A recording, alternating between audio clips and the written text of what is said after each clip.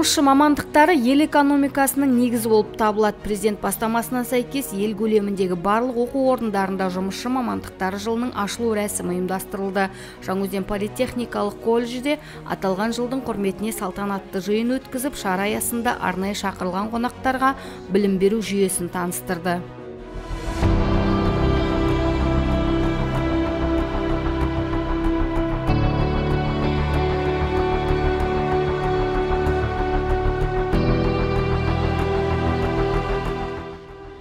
Елімізде 12 мыңнан аса жұмысшы мамандығы бар. Кәсібін жетік меңгерген әрбір маманның ел экономикасында алар орны ерекше. Ал бір саланы 5 саусақтай білу үшін алдымен сапалы білім алу маңызды. Сондықтан бұл бағытта кәсіби білім беретін колледждердің қызметі бөлек. Шарада тігін өндірісі және киімдерді үлгілеу мамандығы бойынша арнайы көрсетілім ұйымдастырылды. Жұмысшы мамандықтар жылының ашылу салтанатына Рахат ауылының әкімі, ардагерлер мен қоғам белсенділері атсалысып, жаңа бастамаға сәттілік тіледі. Адам дамыған сайын жаңа мамандықтар қажеттілігі болады. Сол себепті бұл мамандықтар, кейбір мамандықтар өзектілігін азайтып, жаңа мамандықтар пайда болуы мүмкін.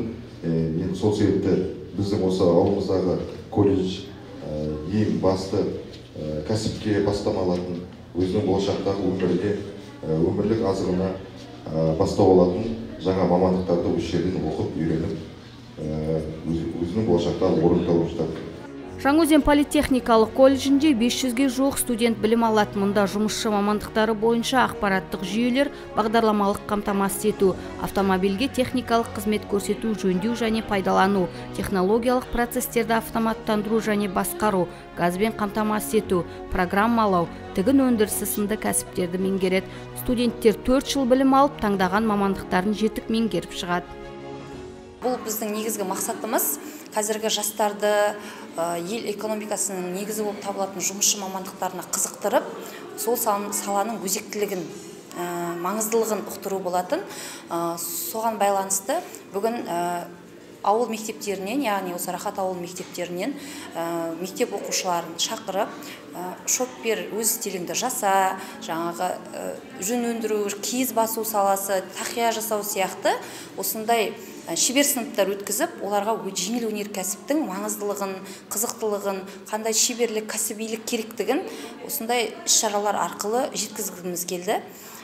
Жұмысшы мамандығына жастарды тарту арқылы біз еліміздің тек қана мамандығын көбейте қоймай, еліміздің экономикасына жаңағы жақсы мамандар әкелуге осы қазіргі жастарды тарту арқылы жеткізе аламыз деп ойлаймын.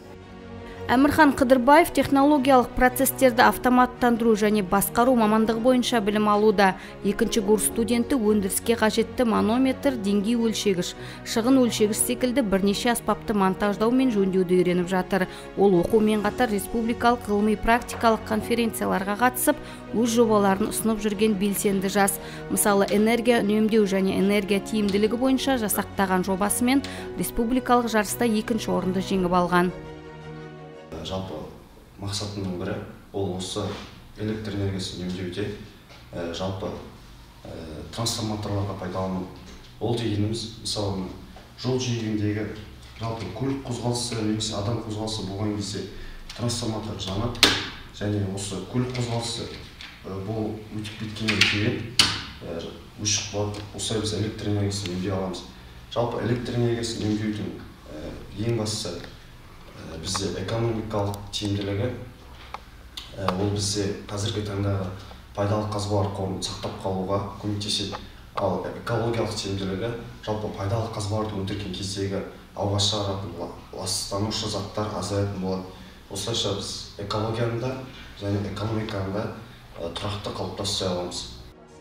Одан бөлек өндірісті автоматтандырудағы жаңа тенденциялар 21 ғасыр технологиялары ғылыми-практикалық конференциясында 3-ші орынды иеленген. Сонымен қатар аудиостаз қосымшасын шығарып, қазақ тілінің дамуына үлес қосуда. Алдағы уақытта WorldSkills чемпионатына қатысып, колледж намысын қорғамақ.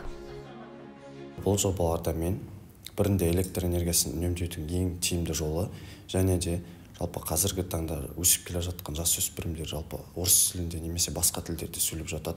Солардың бойына қазақ тілін сіңіргім келеді. Себебі бұл тіліміз жоғалса, біз ұлтымыз жоғалады деген сөзді мен сол үшін жалпы ұлт ұлт жанашыры ретінде осы жобаларды ұйымдастырып отырмын.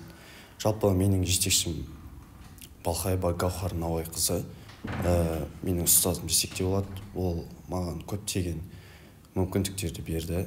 Маған болашақтағы, жалпы алдағы уақыттағы ең көптеген жалпы жобаларға қатыстық, республика деңгейіндегі белгілі орындарды алдық бірге.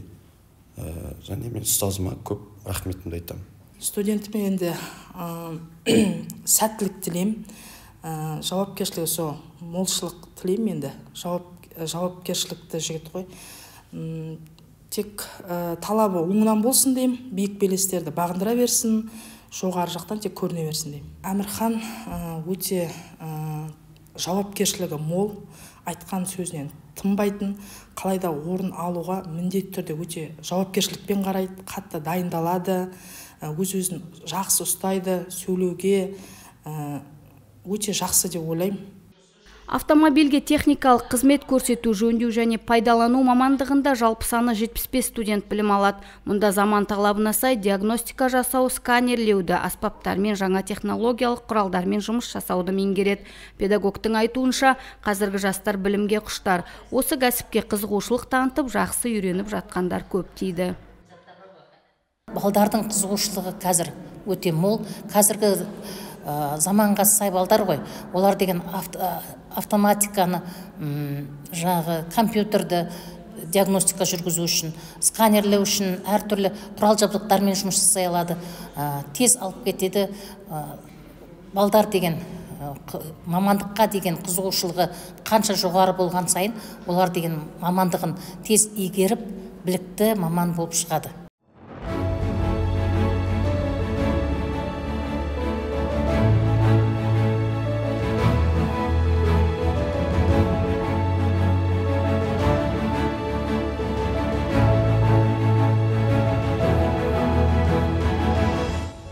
Тігін өндірісі және киімдерді үлгілеу мамандығының студенттерінде де жетістіктер жетерлік. Жас тігіншілер пішіндеуді, өлшеуді игеріп, мата түрлерін ажыратады. Олар педагог тарапынан берілген тапсырма бойынша белгілі бір киімді тігіп шығарып, алған білімін іс жүзінде көрсетеді. Мұндайда мамандықты сүю, туындыны шабытпен жасау маңызды. Сонда киімнің ойдағыдай болып шығатыны сөзсіз дейді студенттер. Мен бұл мамандыққа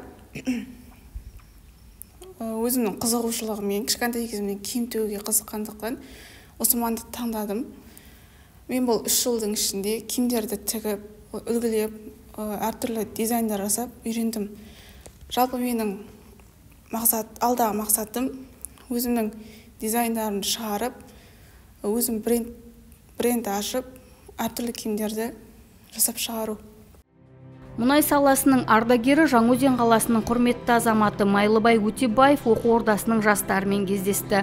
Аманат партиясының мамандығым мақтанышым жобасы аясында ұйымдастырылған басқосуда колледж студенттері ерінбей еңбек етіп, биік белестерді бағындырған тұлғаның өмір жолымен танысты.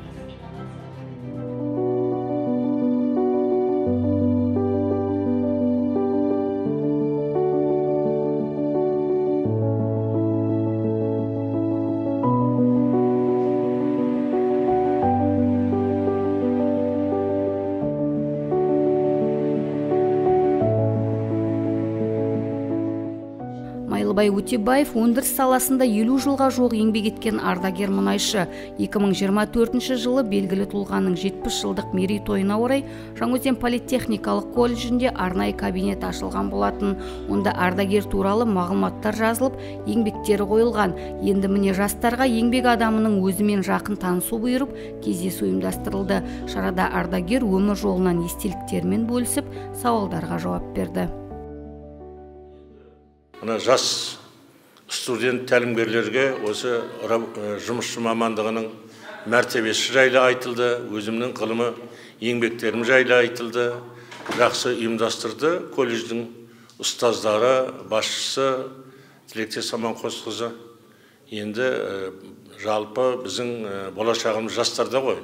Жастардың осы жұмысшы мамандығына дейін махаббатын ояту, соған деген қызметкерлігін осы адал еңбекпенен, ұлы егеменді елдің тәуелсіз Қазақстанның жақсы азамат болып қалыптасу жайлы үлкен жақсы әңгіме болды, өзекті әңгімелер көтерілді.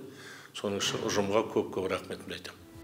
Кейіпкеріміз 1970 жылы Алматы қаласындағы Қазақ мемлекеттік политехникалық институтына оқуға түскен. Еңбек жолын 1975 жылы Маңғыстауда қарапайым бұрықшыдан бастаған. Әйгілі Нәсіпқали Марабаевтың тәлімін алып, жұмысқа қызу араласты. 1976-83 жылдары аға технолог маманы қызметіне ауысады. Содан бастап ғылымға деген қызығушылығы арта түседі.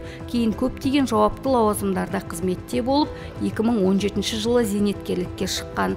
Майлыбай Өтебаев еңбек адамы ғана емес, ғылымға да салмақты үлес қосқан тұлға. Ол қазақ және орыс тілдеріндегі 5 кітаптың, 28 ғылыми еңбектің және 5 инновациялық патенттің авторы. Аталған оқулықтар білім ордаларында студенттер үшін таптырмас құралға айналды. Еңбек еленген ардагер көптеген төсбелгілер мен мәртебелі марапаттарға ие болған.